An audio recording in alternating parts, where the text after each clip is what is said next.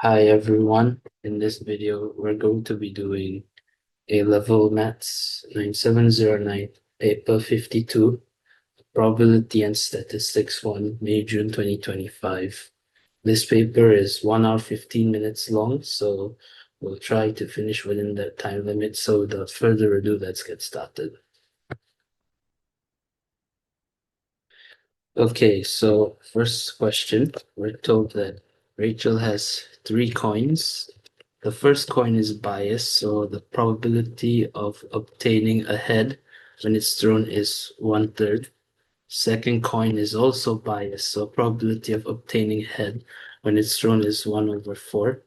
And the third coin is fair. So by fair, they mean that probability of obtaining a head is 50% on one half, and the probability of obtaining a tail is one half as well. And so we're told that Rachel throws the 3 coins at the same time, and we're told the random variable x is the number of tails that she obtains. And for using all this info, you have to draw up the probability distribution table for x. Okay, so first of all, we have to determine the possible values of the random variable x.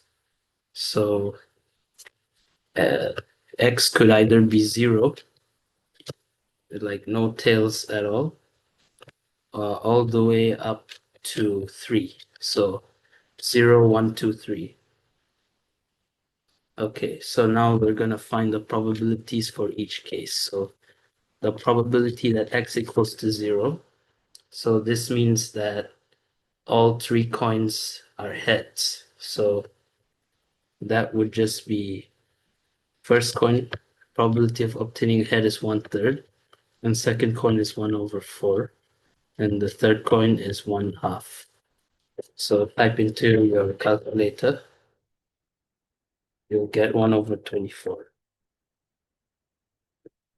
And then for P equals to X1, this just means that only one of the coins has a tail.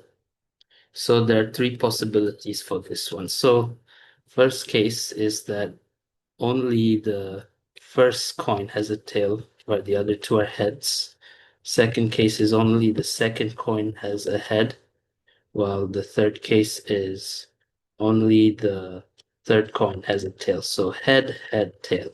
So taking all these 3 into account, for the first case, tail, head, head, it would just be 1 minus 1/3, so 2/3 times 1/4, since the second coin's a head, times 1/2, because the third coin is also a head. And you add this with the second case, head, tail, and head. So the first coin will get a head times the second coin will get a tail, so 1 minus 1/4, which is 3/4. And then the third coin is a head, so that's just 1 minus half, which is just half. And now finally the third case, where the first 2 coins are heads, so we're gonna have to multiply 1/3 times 1/4 times 1/2 for the third coin, which is like a tail. So 1 minus 1/2 is 1/3. So just type all this into your calculator.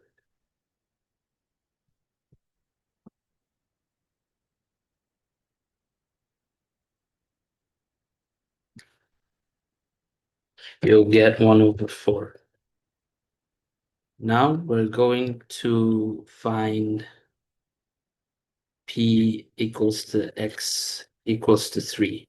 So why did I choose to find Px equals to 3? Because if we've directly found x equals to 2, it would take way too long to find all the possible combinations.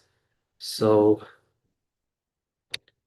it's better. So we're gonna use the fact that all the 4 probabilities will add up to 1 to find Px equals to 2. So I'm gonna go with px equals to 3, which is that all three coins will have tails.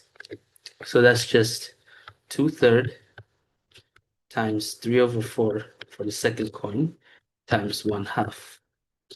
So this would just give you 1/4. And finally, px equals to 2, using the fact that all these four probabilities will add up to 1. So just take 1 minus 1/24 minus 1/4 minus 1/4. So type it into your calculator. You get 11/24. So this is a pretty huge probability. So like the possible combinations would have been a lot harder to find. So this is a much better way to find the probability. So these are our four probabilities. Now we can start drawing up the probability distribution table. So to draw, sorry, so to, oh my. So to draw the probability distribution table, first write down your x values. So that's just 0, 1, 2, 3, and then write down the probability of those respective x values. And also remember to make something's wrong. Give me a while. Okay, yeah, so remember to write this heading, P x equals to x. So we've got all of our probabilities, 1/24. The x1 is 1/4, x2 is 11/24, and x3 is 1/4. So this is our final answer for this question. Let's head on to the next question. Progress. Okay, so in this question, we're told that in Milford, 70% of residents own a bicycle, and a random sample of 160 residents were selected. And we're told to use a suitable approximation to find the probability that more than 120 of these residents own a bicycle. Okay, so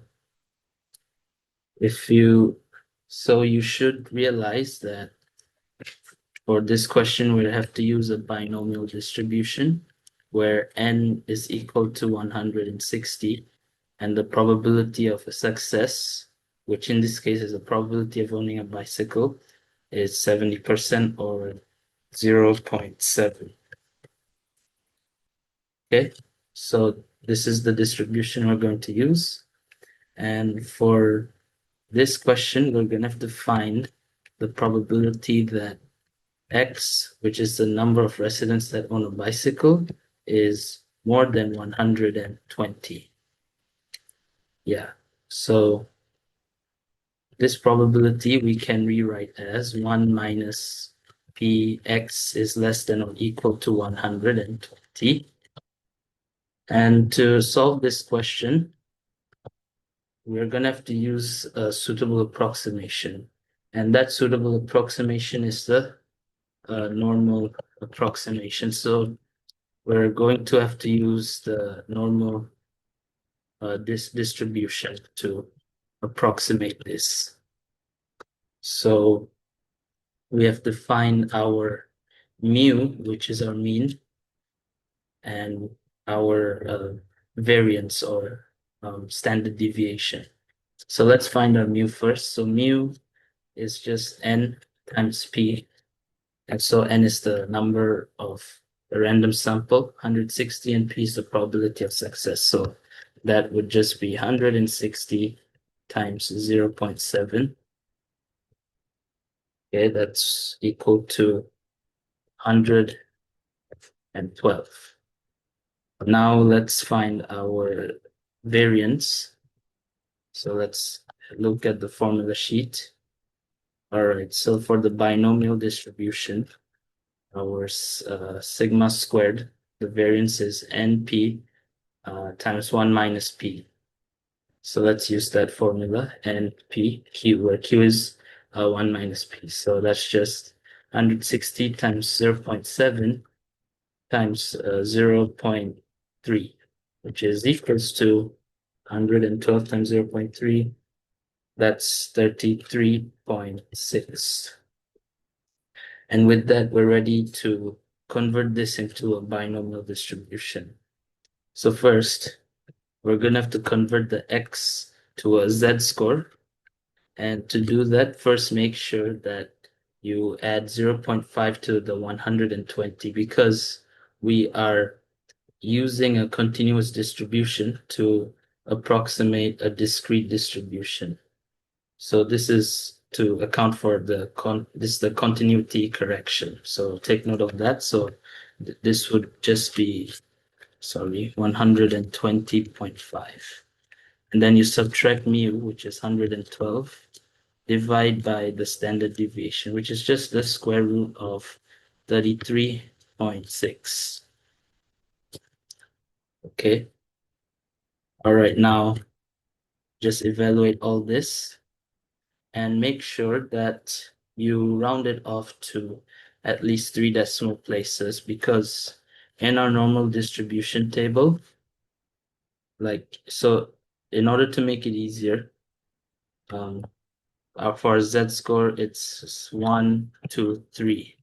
So if you do it more than 3 decimal places, it would be much more troublesome for you. So just make sure to express it to 3 decimal places. Okay, so we got 1.466. So this is our z-score. Now we can use the normal distribution to find it. So this we can write as a function of phi, 1.466.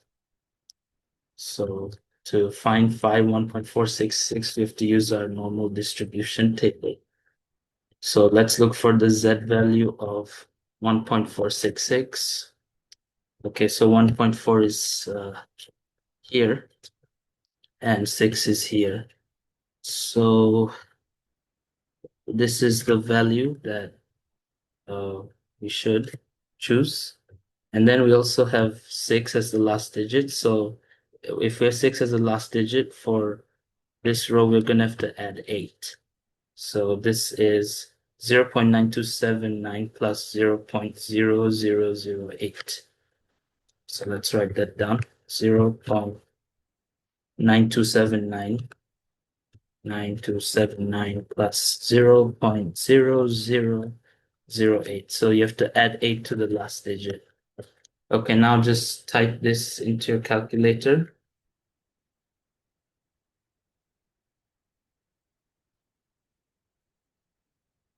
And you would get 0.0713 as your final answer. And since it is to 3SF, you can leave your answer like this. So this is our final answer for this question. Let's head on to the next question. Okay, so for this question, we're told that a bag contains 4 blue marbles and 12 red marbles. 1 marble is selected at random from the bag. If the marble is blue, it is replaced in the bag. But if it's red, it's not replaced. And then after this, a second marble is now selected at random from the bag. And for the first part, we have to find the probability that both marbles selected are the same color. Okay, so for this question, to make it easier for ourselves, I believe we should draw a tree diagram to represent all this information. So let's start with the probability of obtaining the first marble. So the probability of obtaining a blue marble, that's just 4 over the total number of marbles, which is 16. So this you label as B. And then red marble, the probability is 12 over 16. So this is a red marble. And then for the second marble, to obtain a blue marble, okay, so the blue marble, if it's blue, it's replaced in the bag. So the total number of marbles will remain the same. So you'll still have 4 blue marbles. So this is still 4 over 16. And then for red, this is 12 over 16.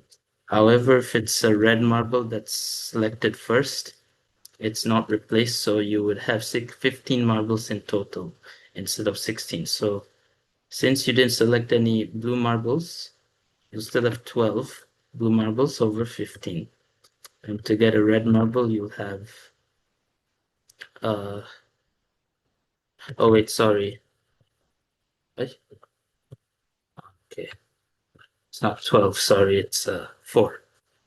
And then red marble, you'll have 1 less, so that's just 11 over 15.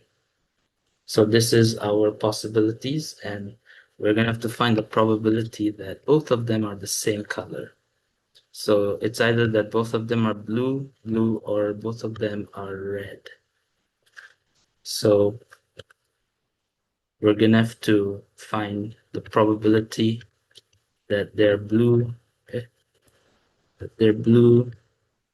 and add it with the probability that both of them are red, because these two events are independent. So we're gonna have to add the probability. So for blue, you just multiply the probabilities for 16 times 4 over 16, and you add it with the probability that both of them are red. That's just 12 over 16 times 11 over 15. Now type this into your calculator.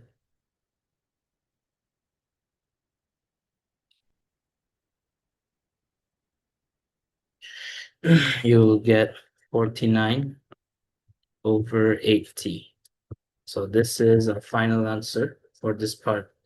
Let's head on to the next part. Okay, so for this part, we're gonna have to find the probability that the first marble is blue, given that the second marble is red. So the keyword here is given that.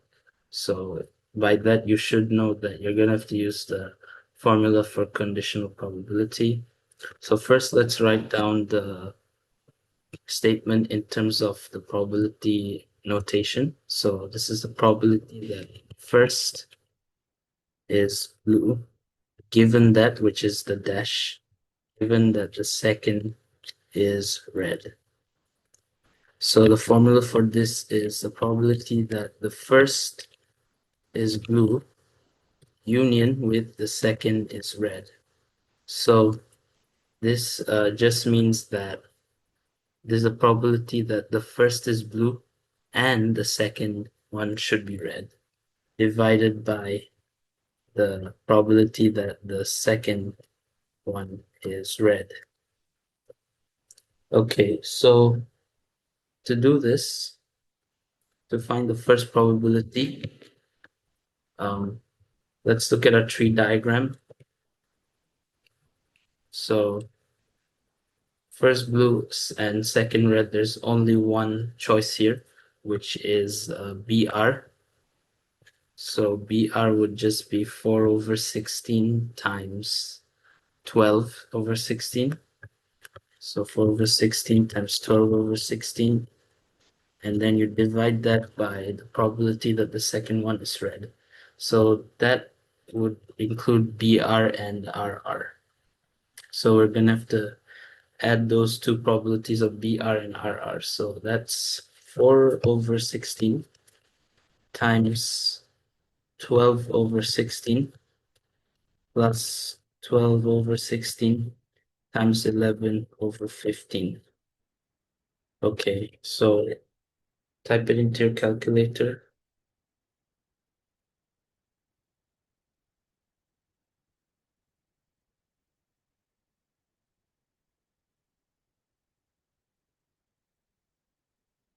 You would get 15 over 59. So this is our final answer for this part. Let's head on to the next part, the next question, sorry. Okay, so in this question, we're told that vehicles approaching a certain road junction from Bromley must go either left, right, or straight on. Over time, it's known that 30% turn left, so probability that you'll go left is 0.3, 25% turn right, so that probability is 1/4 for right, and 45% go straight on. Okay, and the driver of each vehicle chooses a direction independently of all other drivers. So they're not dependent, like this variable isn't dependent, so we can use our probability laws. Okay, so for the first part, we're told to find the probability that the next three vehicles approaching this junction from Bromley all go in different directions. Okay, so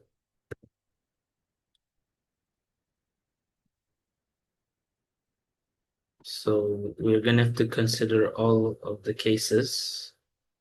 So,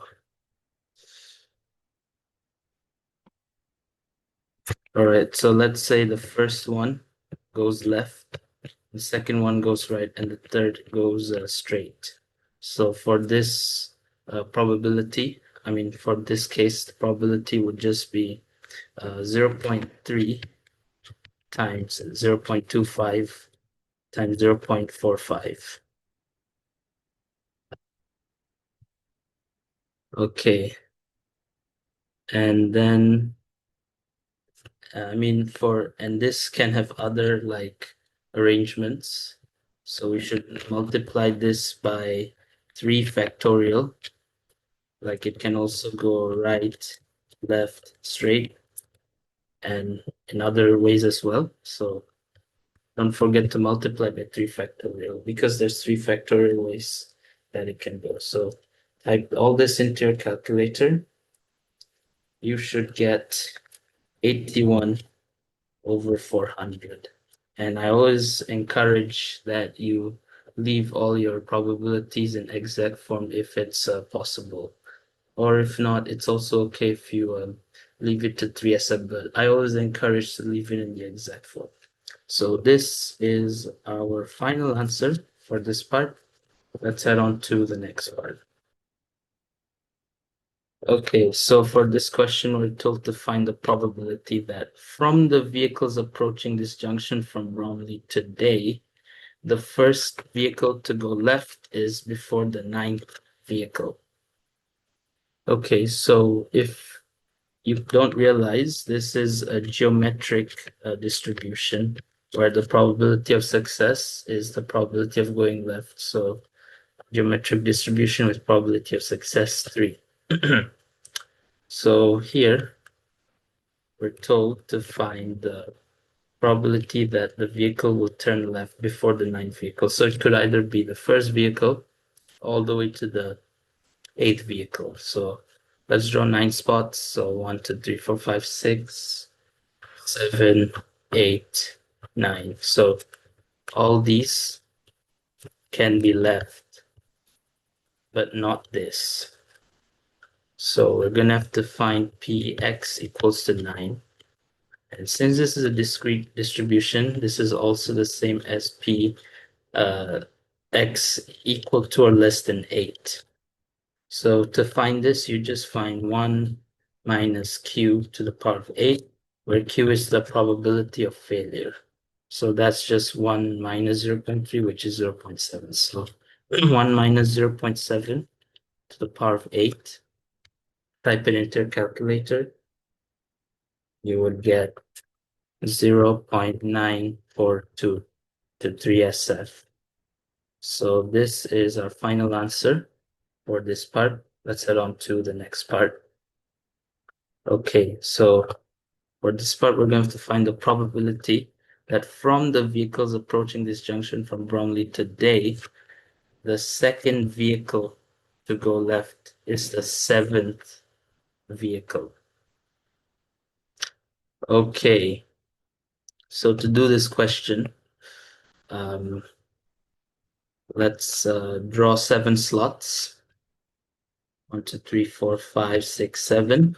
So the second vehicle must be the seventh vehicle to go left.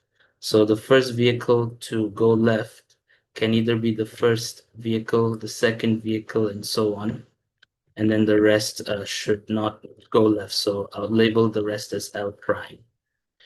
Okay, so the probability for this case, okay, it's so the probability of going left is 0.3.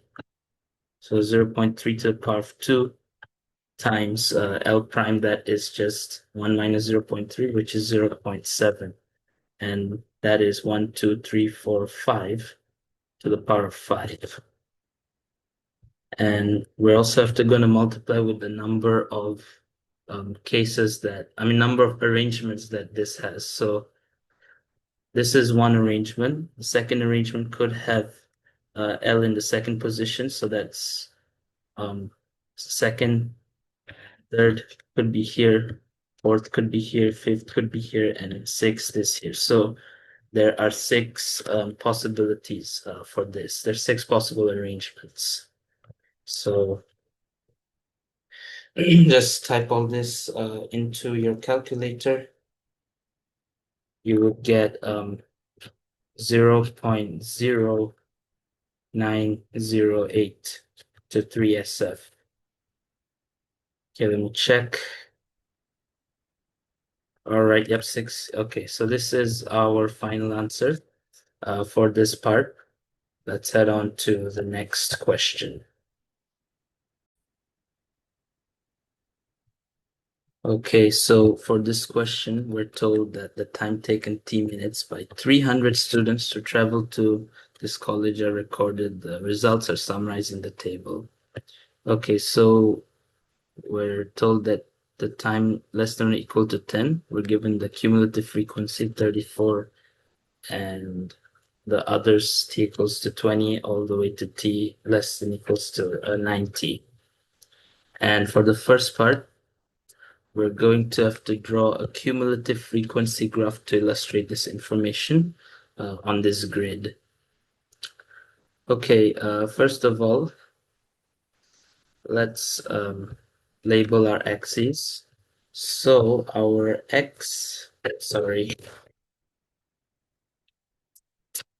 so our x-axis would just be our time, t, would be t in minutes.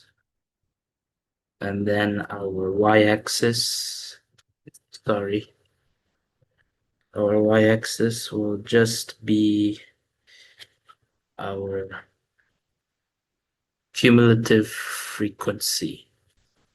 So this is cumulative frequency. Okay. Okay, now let's label our x-axis, the time. So we can label it into blocks of 10. So this can be 0, and then this can be 10, 20, 30, 40, 50, 60, 70, 80, all the way to 90. And by the way, in the exam, please make sure to use a ruler for when you're sketching your graphs or whatever data representation you have to draw. Okay, now let's label our cumulative frequency function. Yeah, so we'll start from 0. Okay, max value is 300.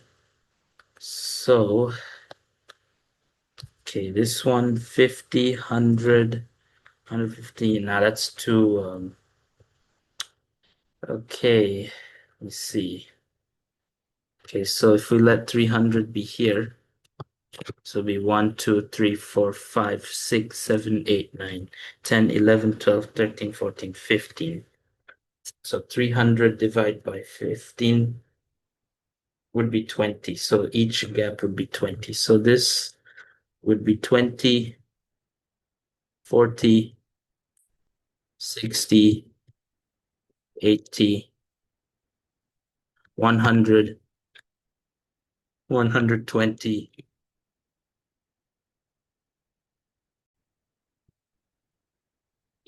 Okay, sorry for the disruption. So as I was saying, okay, so as I was saying, let's continue labeling. So 160, 180, 200, 220, 240, 260, and 280. So this is our cumulative frequency axis. Now we're ready to plot. Okay, so for t less than or equal to 10, it's 34. So that's, sorry, this is like really laggy. Okay, so 34, it's okay, so 30 is right here. This is this 5, okay, 4, so 24, 28, 32, 34, somewhere here. So this is 34. Okay, and now the next one, t less than or equals to 20, that's 86. So this is 84, 88. So 86 is a halfway point somewhere here. Okay, and then t less than or equals to 30, that's 142. So 142, 140 is here, 144, the next one. So it's the middle right here, 144. 142, sorry. Okay, and then for t less than or equals to 40, that it's 208. So 208, 40, 200, 204, 208. It's this exact point here. And then for t less than or equals to 60, that's 265. Oh, this is an odd number. Okay, so 265, t less than or equals to 60. Okay, 65. Okay, we have 60 right here, so this is 64. So can draw it around there. Okay. And then t less than or equals to 90, that's 300. So 90 is here. Just follow that. Oh, this is hard. Okay. Oh my, please use a ruler to do all this. Okay. Okay, this is somewhere here. All right, and now we can draw our curve by following all these points. So this is the best I could draw, the curve. They told you to draw a graph, so you shouldn't draw individual straight lines. It should be one continuous, a smooth function. So this is our final answer. Let's head on to the next part. Okay, so in here it told us that 120 students take more than k minutes to travel to college, and we have to use our graph to estimate the value of k. Okay, so if 120 students take more than k minutes, this means that 300 minus 120 is 180, and 180 students, they take t less than or equals to k. Okay, so now we can find the value of k by locating 180. So 180 is somewhere here. And using the ruler, you just trace.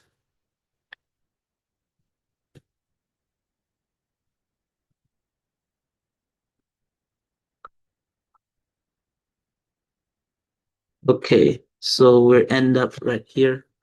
So this is a width of 10, and there's 5 gaps, so each gap is 2, so 32, 34. So K is equals to 34. So we can write K equals to 34. So this is our final answer for this question. Let's head on to the next part. Okay, and here we're told to calculate estimates of the mean and the standard deviation of the times taken to travel to college by the 300 students. Okay, so for this, all right, we are, okay, they told us to find the mean and the standard deviation. Okay, so first of all, we're gonna have to draw an entirely different table. Okay, so this time it's not the cumulative frequency, but rather the individual frequencies and the values of t. So for t between 0 and 10 is 34. And then for t between 10 and 20, it's 86 minus 34, which is 52.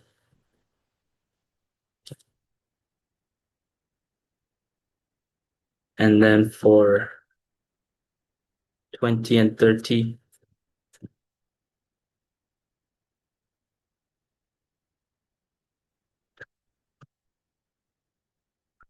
it's 142 minus 86, which is 56.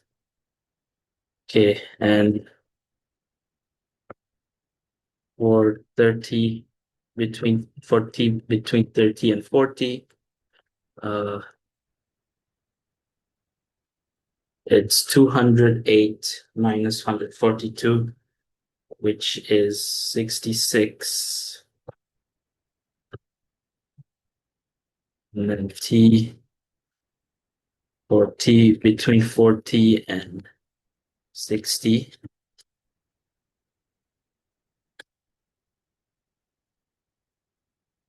it's 265 minus 208, which is 57. And then for the final range, 60 and 90, it's 300 minus 265, which is 335. So this, we have converted it into grouped data. Okay, so now we can find the mean for this.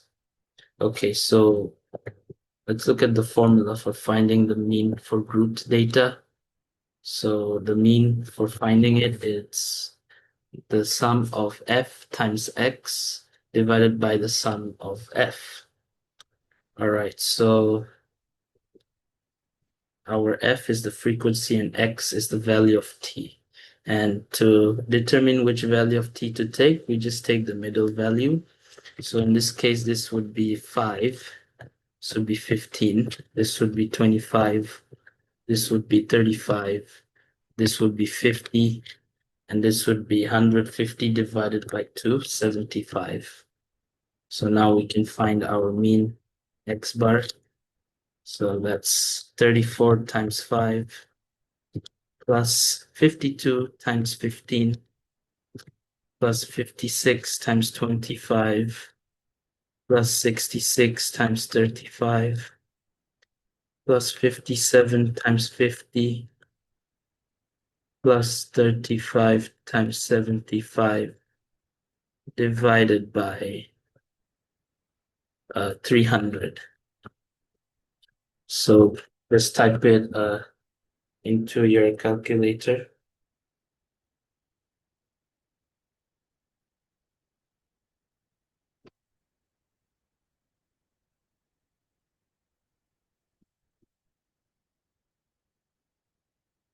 So we would get 33.8 minutes to 3SF. So this is our mean. Now let's find our standard deviation. Okay, so to find it, we're gonna use which formula is better? Okay, we can use either formula, but I'm gonna go with this. Okay, so let me write it down. Summation of x squared f divided by f, and then minus x bar squared. Okay, so this would be, all right. Let's find out everything one by one. So summation of x squared times f. This would be 5 squared, which is 24 times, 25 times 34 plus 15 squared, which is 225 squared times 52 and plus 25 squared, 625 times 56, and then plus 35 squared, 1225 times 66 plus 50 squared, 2500 times 57 plus 75 squared, 5625 times 35. So adding all these up, okay.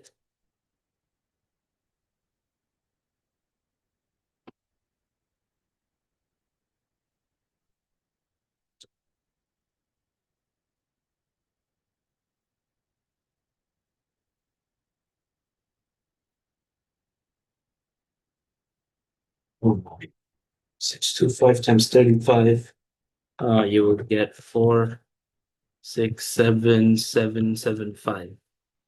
Okay, so now for standard deviation, we can substitute it to the formula 467,775 divided by 300 minus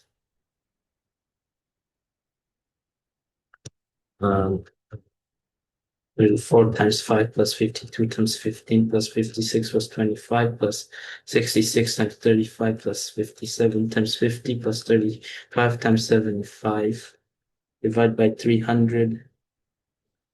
Okay, that's, sorry. Okay, that's 2027 over 60 squared. So this would just be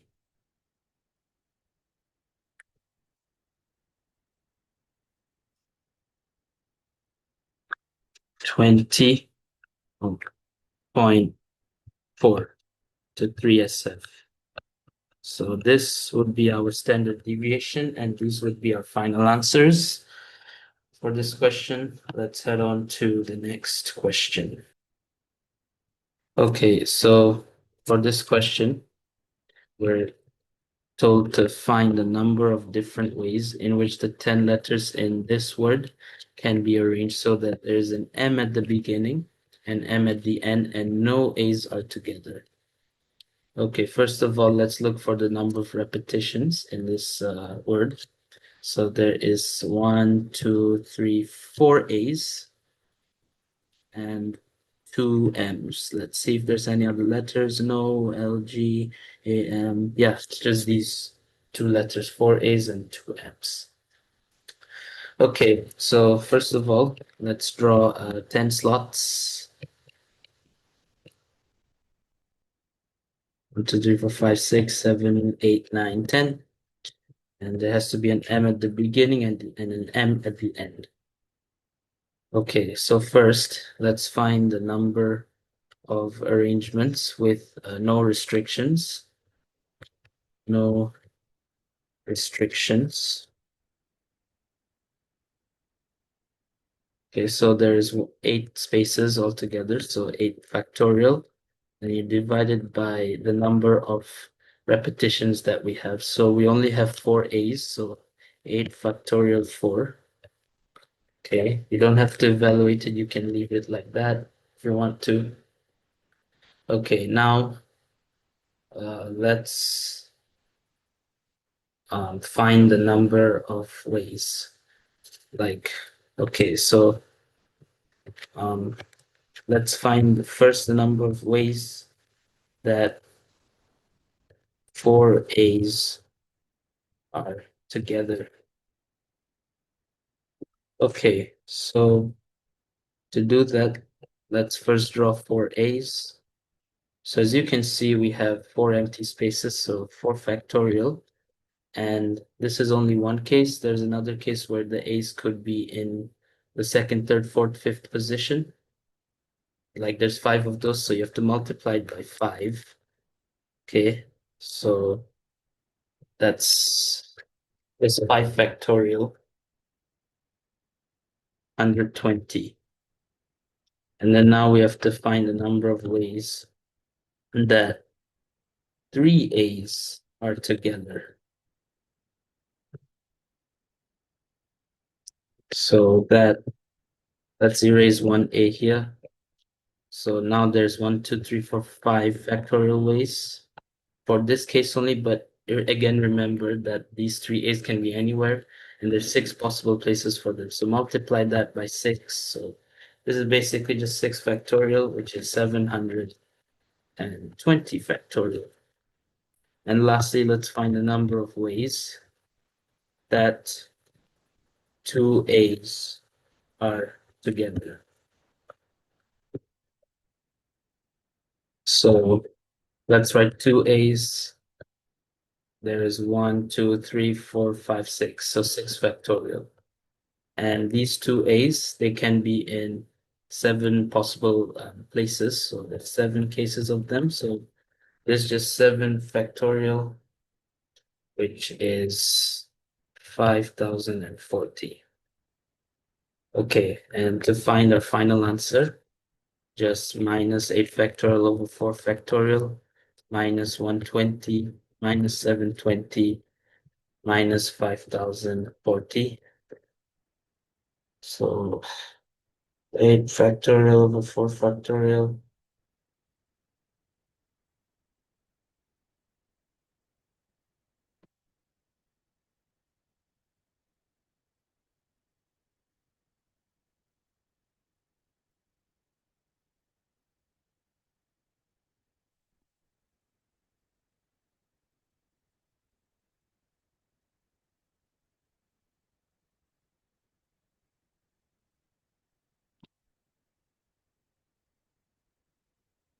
Oh,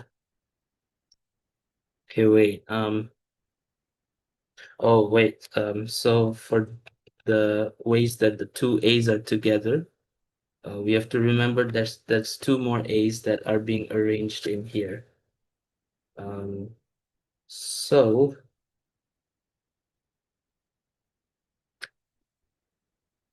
we should divide by 2 factorial for this. Yeah. Yep. We should divide by 2 factorial for this. Okay.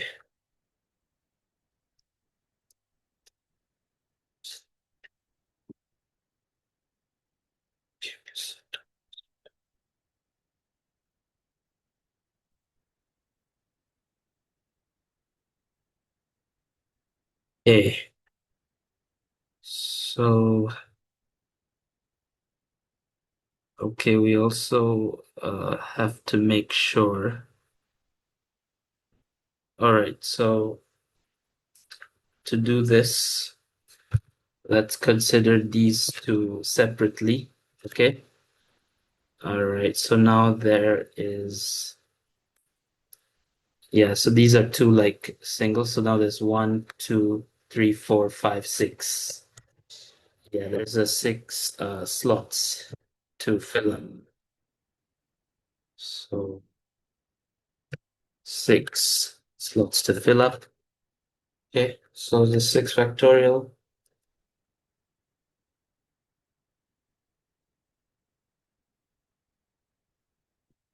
Okay, yeah, this is the correct way.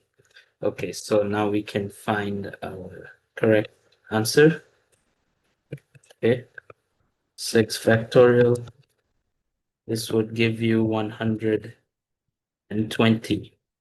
So this is the final answer for this question. Let's head on to the next part. Okay, now we have to find a number of different ways for which the 10 letters in the word can be arranged with exactly 3 letters between the two M's. Okay. Okay, so, all right.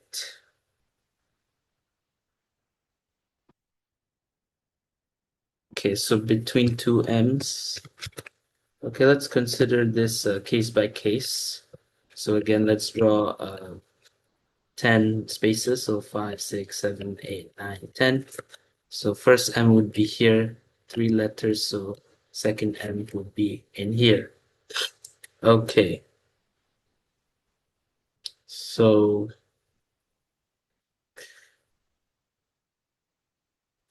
let's consider this as one block. Okay.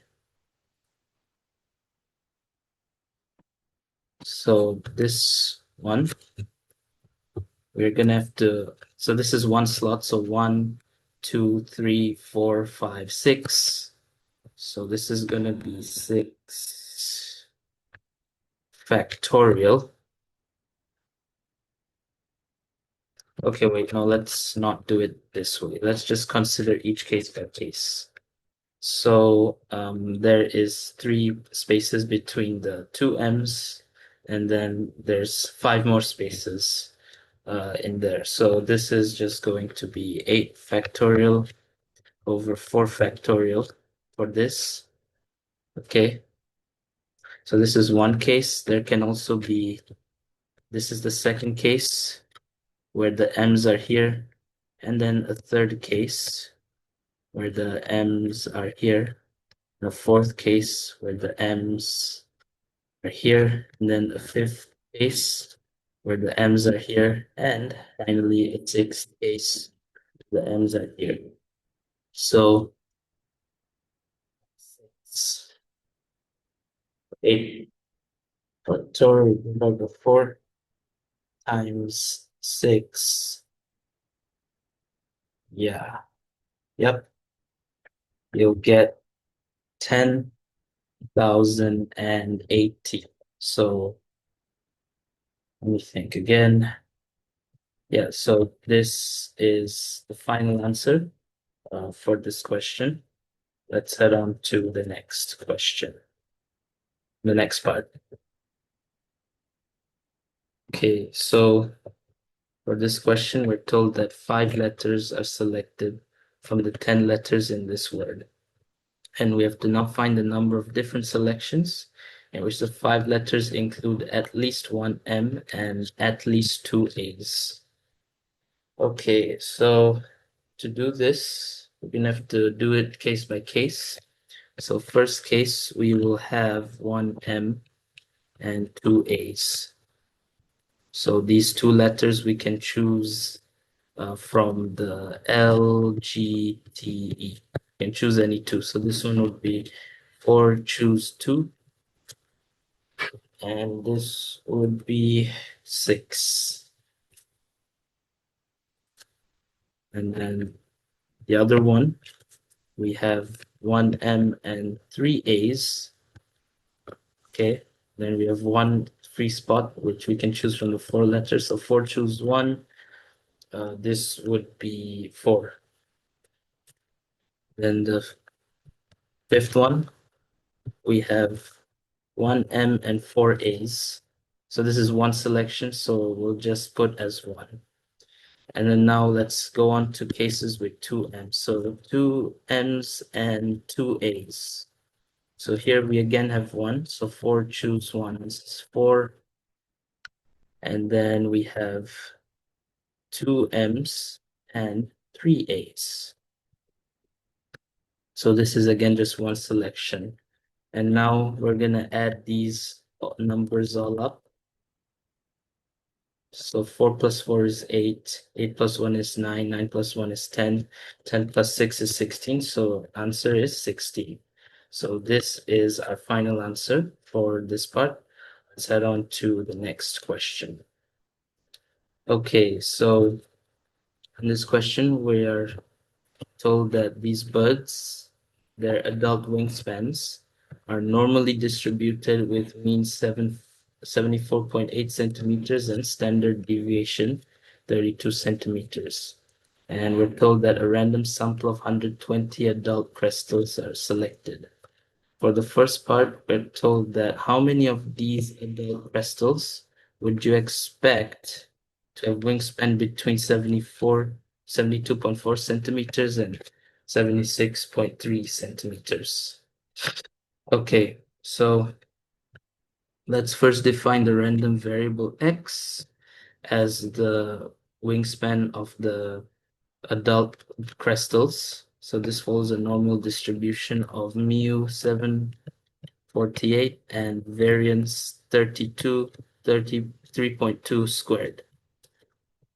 Okay, so here we're gonna have to find the probability of x being between 72.4 and 76.3.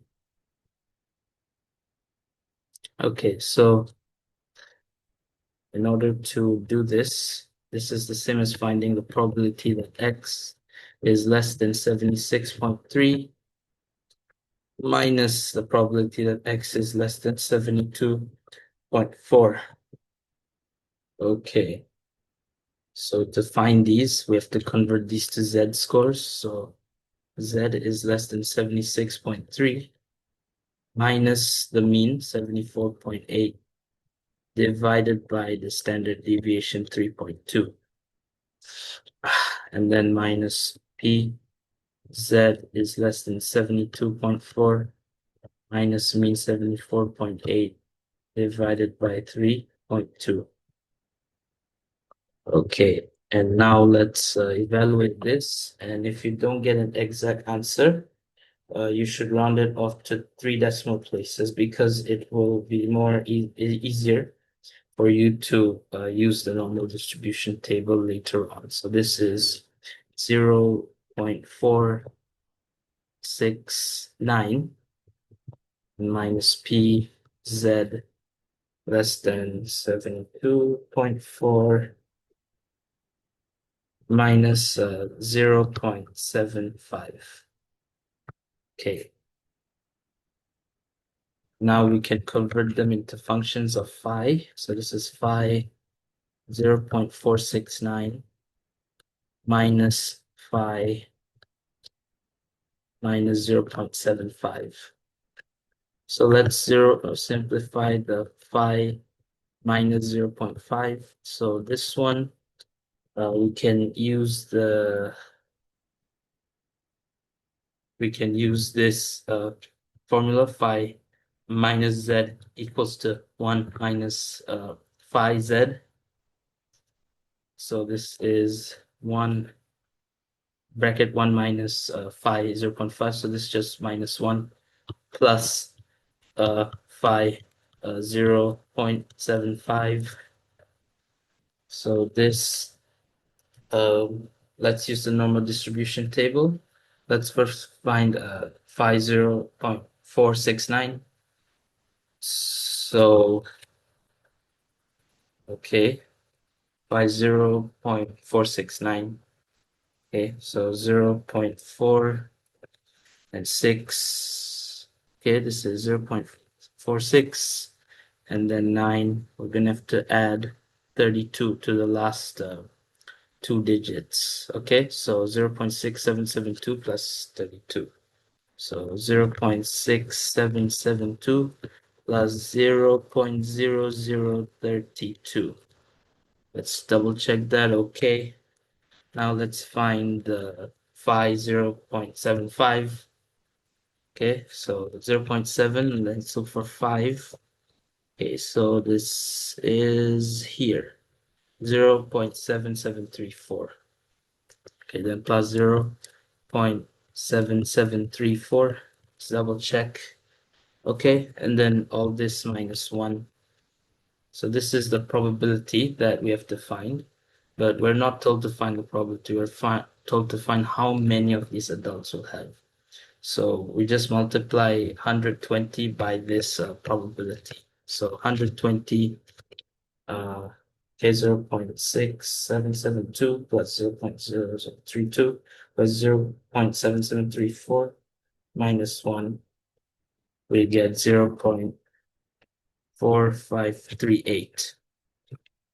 And this is equal to 54.456. But since we're finding the number of the adult crystals, we have to round it off to the nearest whole number. So in this case, it's 54. This would be our final answer for this part. Let's head on to the next part.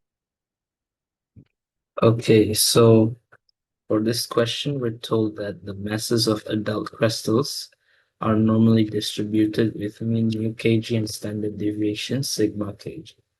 And we're also told that 20% of adult crystals have masses greater than 0.2 kg and 28% of mass less than 0.185 kg. And here, using this info to find the value of mu and the value of sigma. Okay, so first of all, let's write down the probability of X, which is the mass of the adult crystals being greater than 0.202. Okay, this is a probability because since it's 20%, so the probability is 0.2. Okay, and now we're going to find the Z score, like we're going to standardize it. Okay, so Z is more than 0.2, sorry, minus mu over sigma is more than 0.2. Okay, so we cannot make it into a function of phi because this is Z more than, so we're going to have to write it as 1 minus P Z less than or equal to 0.202 minus mu over sigma equals to 0.2. And now we can make the new probability the function of phi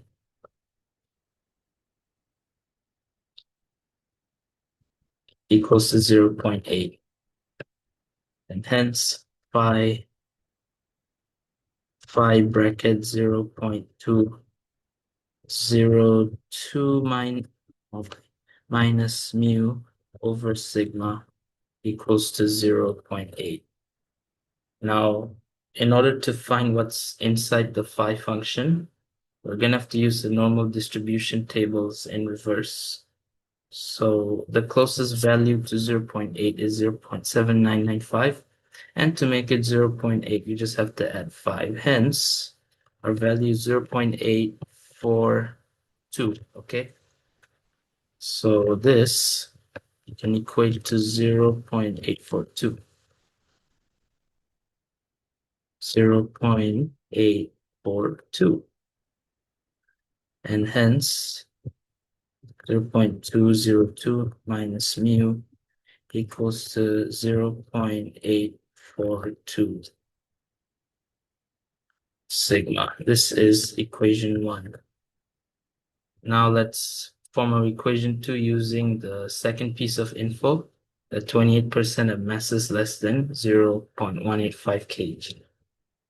So this would be P equals to X less than 0.185 is 0.28. Oh my, 0.28. Sorry, okay. Now converted to a Z score, we'll have 0.185 minus mu divided by sigma equals to 0.28. And before we convert it into a function of pi, just take note that the probability is less than 0.5. So we're going to have to do 1 minus, wait, no.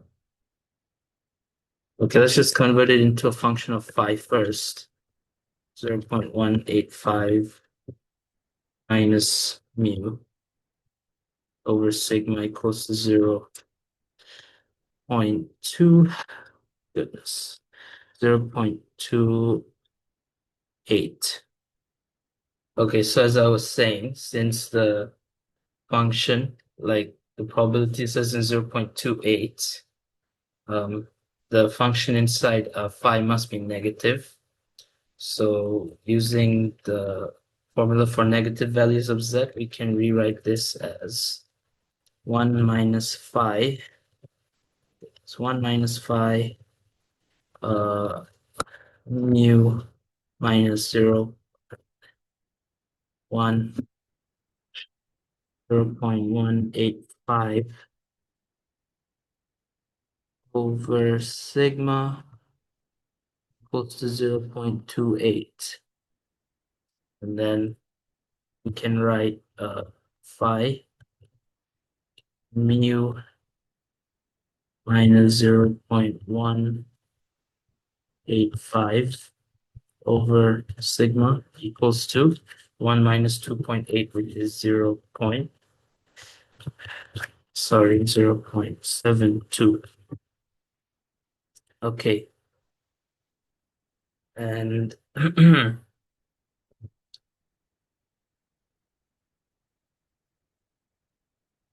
right. Now let's use the normal distribution tables in reverse again to solve this, to form the equation. So let's look for 0.72. So the closest value to 0.72 is 0.7190.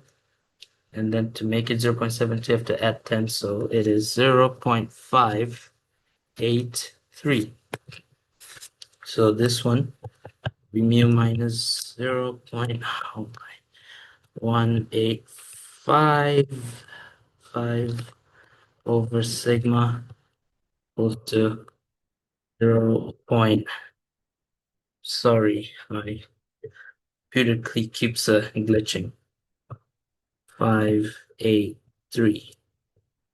Okay, now let's multiply by sigma. So we get mu minus 185 equals to 0.583 sigma. This is our equation number 2.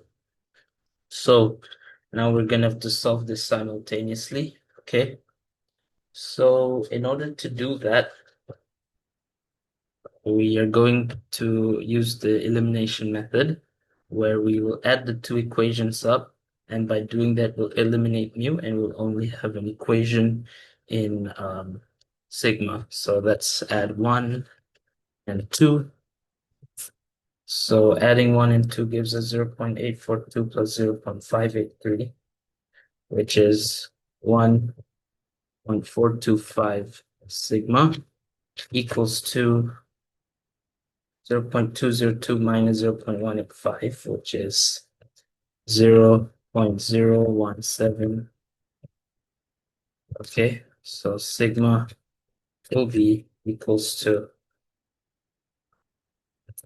0.0119 to 3SF. Okay, now let's find mu. So mu is equal to, let's rearrange the second equation, 0.583 sigma. So sigma, let's use the exact value, 17 over 1425 plus 0.185. So this is equal to 17, 14, 25 plus 0.185. Yeah, this is equal to 0.192. So this is to 3SF. So these are our final, these are our final answers for this question. Let's head on to the next part. Okay, so here we're told that 10 adult crystals are selected at random, and we have to find the probability that fewer than 3 have masses greater than 0.20 kg. Okay, so for this we're gonna have to, this is a binomial distribution, okay, where n is 10, and the probability of success, see, greater than 0.202. Okay, that is 20%, so probability of success is 0.2. Sorry. Okay. So to do this, we're going to have to find px is less than 3. And in order to do this, we have to find value of px equals to 0 plus x, oh my, equals to 1.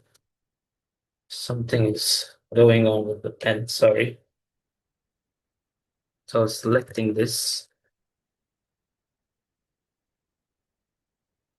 no, maybe it's my hand. Oh, select it again. Goodness. It's equals to 1 plus p x equals to 2. Okay, so to find this, you have to use the binomial probability formula, which is this, and choose r times p to the power of r times 1 minus p to the power of n minus r. So in this case, our x value is the r. So for the first one, it's going to be 10, choose 0 times 0.20 times 1 minus 0.2 to 0.8 to the power of 10, and plus 10, choose 1 times 0.2 to the power of 1 times 0.8 to the power of 10 minus 1, which is 9. And plus 10, choose 2 times 0.2 to the power of 2 times 0.8 to the power of 10 minus 2, which is 8. Then this would be equal to, and choose 0 times 0.20 times 0.810 plus 10, choose 1 plus 0.2 plus 0.8 to the power of 9 plus 10, choose 2 times 0.2 squared times 0.8 to the power of 8.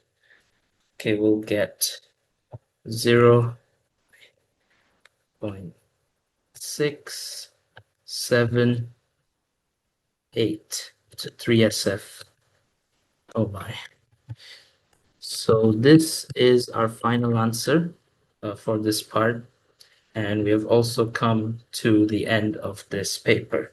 So I hope you found this video helpful, and if you did, please make sure to like and share this video and subscribe for more future past paper walkthroughs of A-level maths and further maths. And if you have any questions or doubts or any papers that you want me to do next, feel free to leave them down in the comments below, and I'll see you again next time. Okay, thank you.